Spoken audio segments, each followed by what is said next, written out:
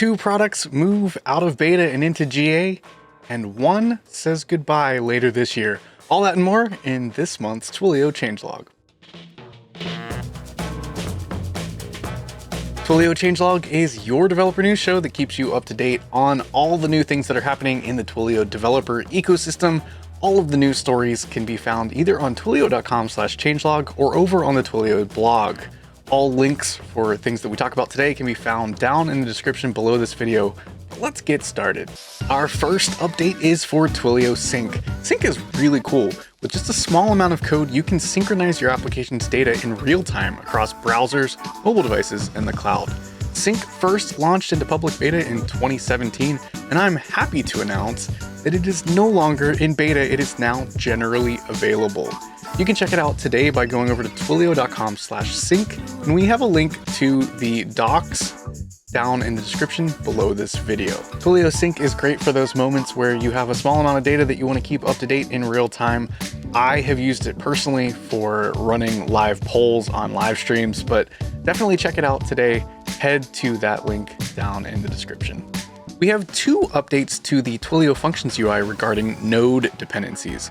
It's now possible to automatically include the latest version of a dependency by setting the version for that dependency either to an asterisk or to latest. Each time you deploy, you're guaranteed to get the latest version of your dependencies in that deployment. Functions UI will also now show the entries in the dependencies list for the Twilio and the runtime handler dependencies. This will allow you to specify either certain versions of those libraries that you want to use, or set them to latest like the rest of your dependencies. More information on this change can be found over on Twilio Changelog. We have that link, you guessed it, down in the description below this video. The Twilio Studio team has made version 2 of the Twilio Studio REST API generally available for all Twilio developers. With V2 of the REST API, you can now create, publish, and manage flows programmatically without having to log into the Twilio console. This makes it much easier to integrate Twilio Studio flows into version control and CI/CD pipelines to aid in the deployment of these flows. We have a link to the Twilio Studio REST API Quick Start down in the description for this video. Check it out today if you're working with Twilio Studio and you want to be able to control those Studio flows from code. The Twilio Programmable Chat API will shut down on July 25th, 2022. Now don't be alarmed, this is being done so that we can focus on the next generation of chat, which is the Twilio Conversations API.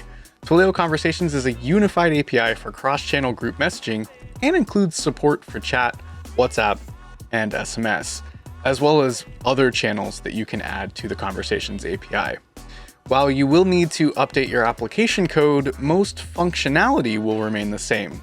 We've linked to a migration guide in the description down below to help you move your programmable chat applications over to the Conversations API.